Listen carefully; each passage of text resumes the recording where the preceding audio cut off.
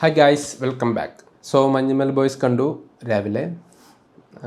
സിനിമയെ പറ്റി പറയുന്നതിന് മുമ്പേ ഇതിൻ്റെ മ്യൂസിക് ഡയറക്ടർ സുഷിൻ ശ്യാം ഒരു ഇൻ്റർവ്യൂവിൽ എന്ന് പറയുന്നുണ്ടായിരുന്നു, മഞ്ഞുമൽ ബോയ്സ് മലയാള സിനിമയുടെ തലവര തന്നെ മാറ്റും, അങ്ങനെ എന്തോ ഐറ്റം പറഞ്ഞായിരുന്നു പുള്ളി. ശരിക്കും പറഞ്ഞാൽ ഈ സിനിമ റിലീസാകുമ്പം ഈ അണിയറ പ്രവർത്തകർ വന്നിരുന്ന് ഇതൊക്കെ ഇങ്ങനെ പറയാറുള്ളതാണ്. സിനിമ വരുമ്പോൾ അത് അതിൻ്റെ വഴിക്ക് പോവുകയും ചെയ്യും. പക്ഷേ ഇത് പറഞ്ഞ സുഷിൻ ശ്യാം ആയതുകൊണ്ട് തന്നെ സിനിമയുടെ ഹൈപ്പ് ഭയങ്കരമായിട്ട് കയറി.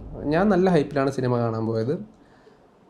പടം കണ്ടു കഴിഞ്ഞിറങ്ങിയപ്പോഴാണ് പുള്ളി പറഞ്ഞതിൻ്റെ കാര്യം മനസ്സിലായത്. കാരണം മലയാളത്തിൽ ഈ ഒരു ജോണറിൽ ഇത്രയും ഗ്രിപ്പിംഗ് ആയിട്ട് ഇത്രയും ഇമോഷണലി കണക്റ്റ് ആകുന്ന ഒരു പടം വന്നിട്ടില്ലെന്ന് തന്നെ പറയാം. A to Z കാര്യങ്ങൾ നല്ല പെർഫെക്റ്റ് ആയിട്ട് ചെയ്തു വെച്ചിട്ടുണ്ട് ഈ പടത്തിൽ. ഹൈപ്പ് വെറുതെ ആയില്ല, നല്ല കിടിലം പടം.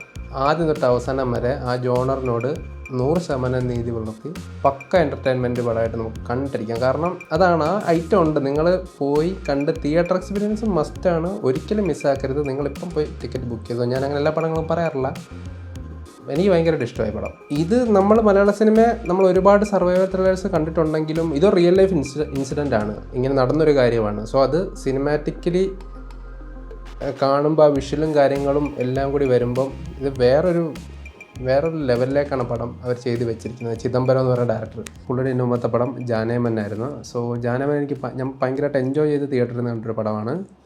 പക്ഷെ അത് എനിക്കൊന്ന് കുറച്ച് ലൊക്കേഷൻ ഉണ്ട്, 3-4 ലൊക്കേഷൻ എന്തോ ഉള്ളൂ. സോ അതിൽ നിന്ന് മഞ്ഞുമലിലോട്ട് വരുമ്പം ആ ഒരു ക്യാൻവാസ് വലുതാവുകയാണ്. കാരണം ഇത്ര ആക്ടേഴ്സ്, ഇത്രയും സ്ഥലങ്ങൾ, ഇത്തരം കാര്യങ്ങളൊക്കെ ചെയ്യേണ്ട ഒരു ബിഗ്ഗർ ക്യാൻവാസിലോട്ടാണ് മഞ്ഞുമലിലോട്ട് വരുമ്പം. പിന്നെ ജോണറാണെങ്കിലും എൻ്റെ ഡിഫറെൻറ്റ് ജോണറാണ്. ഇവിടെ കോമഡി ആണെങ്കിൽ ഇവിടെ ഒരു സർവൈവൽ ത്രില്ലർ പോലത്തെ ഒരു ഐറ്റമാണ്. സോ അത് പുള്ളി വൃത്തിക്ക് കേട്ടുണ്ട്. സ്റ്റോറി ആണെങ്കിലും ഇതാണെങ്കിൽ പിന്നെ ഇത് നടന്നൊരു കഥയാണ്.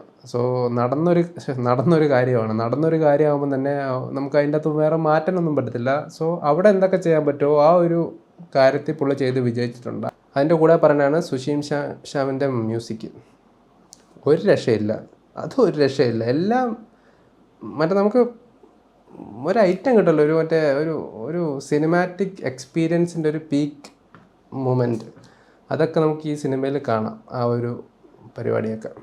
പിന്നെ അത് കൂടാണ്ട് ഇതിൻ്റെ അകത്ത് എനിക്ക് പഴയ പാട്ടുകൾ പുതിയ സിനിമയിൽ ബ്ലെൻഡ് ചെയ്യിക്കുമ്പം എനിക്ക് ഭയങ്കര ഇഷ്ടമാണ് അങ്ങനെ പരീക്ഷണം ചേർക്കുന്നത്. പക്ഷേ ഇടയ്ക്ക് കുറേ സിനിമകളിൽ നമുക്കത് ക്രിഞ്ചായിട്ട് തോന്നും. ചിലതൊക്കെ പെട്ടെന്ന് കയറി വരുമ്പം ഒരു വല്ലാത്ത പോലെ. എനിക്ക് മറ്റേ ഈ കണ്ണൂർ സ്ക്വാഡിൽ അവർ ചെയ്തിരിക്കുന്നത് ഭയങ്കരമായിട്ട് ഇഷ്ടപ്പെട്ട ആ സ്റ്റാർട്ടിങ് പോർഷൻ. അതുപോലെ തന്നെ ഇതിൻ്റെ അകത്ത് കമലഹാസൻ്റെ ഗുണേല പാട്ട് ഇവരിടക്ക് ബ്ലെൻഡ് ചെയ്ത് കയറ്റുന്നുണ്ട്. അത് സ്റ്റാർട്ടിങ്ങിൽ നന്നായിട്ട് ഒരു ടൈറ്റിലൊക്കെ എഴുതി കാണിക്കുമ്പോൾ നല്ല രീതിക്ക് അത് ബ്ലെൻഡ് ചെയ്ത് കയറ്റിയിട്ടുണ്ട്. അതുപോലെ തന്നെ അവസാനം ഞാൻ പറയുന്നില്ല, അത് നിങ്ങൾ എക്സ്പീരിയൻസ് ചെയ്യേണ്ട സാധനമാണ്. ഒരു വെറൈറ്റി ട്രൈ പിടിച്ചിട്ടുണ്ട്. പക്ഷേ അത് ഭയങ്കര ഫീലായിരുന്നു ആ ഒരു സാധനം കൂടി അവിടെ കയറി വന്നപ്പം. എന്താ പറയണ്ടത്, അതൊന്ന് എക്സ്പീരിയൻസ് ചെയ്യുക പോയി, എനിക്കത്ര പറയാനുള്ളൂ. പിന്നെ എൻ്റെ സെറ്റ് ഡിസൈൻ അജയൻ ചാലിശ്ശേരി പറയാണ്ടിരിക്കാൻ പറ്റത്തില്ല കേട്ടോ. കാരണം എനിക്ക് അറിയത്തില്ല ഗുഹയൊക്കെ സെറ്റിട്ടാണോ അല്ലെന്ന്. എന്താണെങ്കിലും കിടിലം ടോപ്പ്. എനിക്ക് ഇതിൻ്റെ ബിഹൈൻഡ് ദ സീൻസ് കണ്ടാൽ കൊള്ളുന്നുണ്ട്. ഇതൊക്കെ സെറ്റാണോ എന്താണോ, ഇത് എങ്ങനെയാണ് ഇവർ ഷൂട്ട് ചെയ്യുന്നത് എനിക്കറിയത്തില്ല. ഇങ്ങനെയൊക്കെ ഇതിൻ്റെയൊക്കെ ഇടയിൽ കയറും കമ്പൊക്കെ ഇട്ട്. സോ ബ്രില്യൻറ്റ് വർക്ക്, അടിപൊളിയായിട്ട് ചെയ്തിട്ടുണ്ട്. ഈ ഡയറക്ഷൻ, സിനിമാറ്റോഗ്രാഫി, ഈ ബാക്ക്ഗ്രൗണ്ട് സ്കോർസ്, ആക്ടേഴ്സിൻ്റെ ആക്ടിങ്, ബാക്കി എല്ലാ കാര്യങ്ങളും മറ്റേ കോസ്റ്റ്യൂം എല്ലാം ഒരു ഒത്തൊരുമിച്ച് ഇങ്ങനെ വരുമ്പം നമുക്കൊരു പീക്ക് സിനിമാറ്റിക് എക്സ്പീരിയൻസ് കിട്ടും ആ സ്ക്രീനിൽ. അത് ഈ സിനിമയിൽ നിന്ന് ഒരു 101% നമുക്ക് കിട്ടും. കാരണം അവിടെ ഇമോഷൻ വർക്കൗട്ട് ആയെന്ന് ചോദിച്ചു കഴിഞ്ഞാൽ അവർ കരയുമ്പോൾ നമ്മൾ കരയും, അവർ ചിരിക്കുമ്പോൾ നമ്മൾ ചിരിക്കും. സോ ഇതാണ് ഐറ്റം, അത്രയേ ഉള്ളൂ ശരിക്കും.